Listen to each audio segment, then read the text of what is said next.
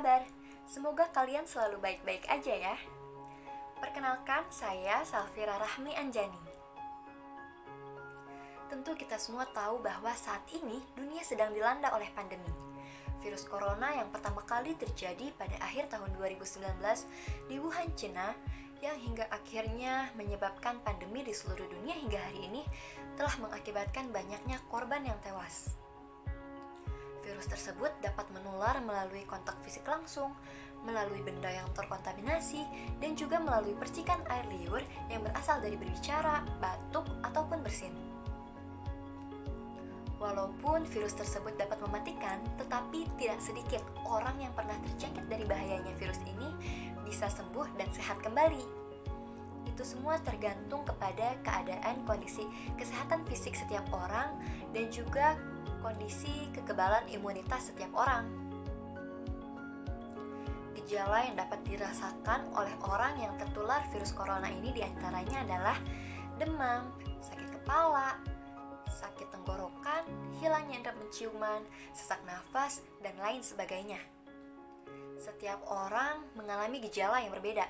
Ada yang mengalami demam hingga sesak nafas, tetapi ada juga yang hanya mengalami demam dan tidak sesak nafas.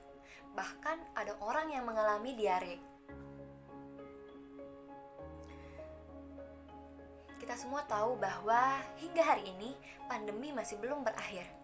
Sudah banyak ribuan, bahkan jutaan orang di Indonesia yang pernah terjangkit dari bahayanya virus ini. Sudah hampir 2 tahun lamanya semua kegiatan kita lakukan secara online di rumah. Mulai dari sekolah, kuliah, hingga bekerja.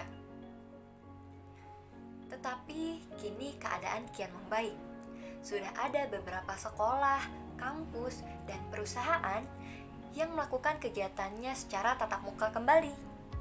Bahkan, ada beberapa tempat wisata yang sudah dibuka kembali. Tetapi, semua kegiatan itu dilakukan dengan cara menerapkan protokol kesehatan. Protokol kesehatan ini bertujuan untuk memutus rantai persebaran COVID-19. Protokol kesehatan ini bisa kita lakukan dengan cara mencuci tangan di air mengalir menggunakan sabun atau membersihkan tangan kita menggunakan hand sanitizer agar virus-virus atau kuman-kuman yang menempel di tangan kita dapat mati dan terbunuh. Selanjutnya, kita harus menggunakan masker ketika kita akan berpergian keluar rumah, yang bertujuan untuk ketika kita berbicara dengan orang lain, tidak ada percikan air liur yang dapat mengenai orang lain. Selanjutnya, kita harus menjaga jarak minimal 1 meter di tempat umum, agar tidak ada terjadinya kontak fisik langsung dengan orang lain. Karena kita tidak pernah tahu orang itu membawa virus atau tidak, atau bahkan jangan-jangan kita yang membawa virus dan menularkannya kepada orang lain. Selain menerapkan protokol kesehatan, kita juga harus menerapkan pola hidup sehat.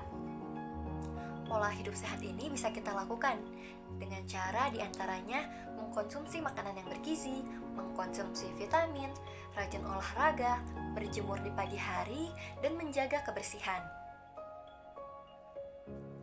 Selain menerapkan protokol kesehatan dan menjaga pola hidup sehat, kita juga harus mengikuti anjuran pemerintah untuk melakukan kegiatan vaksinasi. Dan juga kita juga harus mengikuti anjuran pemerintah untuk tetap di rumah saja ketika tidak ada kegiatan yang penting atau mendesak yang mengharuskan kita keluar rumah. Kesimpulannya adalah kita harus selalu menjaga protokol kesehatan dan mengikuti anjuran pemerintah agar kasus-kasus yang terjadi di Indonesia ini dapat berkurang dan persebaran COVID-19 tidak semakin meluas dan melebar di Indonesia. Satu pesan saya untuk teman-teman semua, stay safe and stay healthy. Sekian dari saya, semoga video ini dapat bermanfaat untuk teman-teman semua. Sampai jumpa.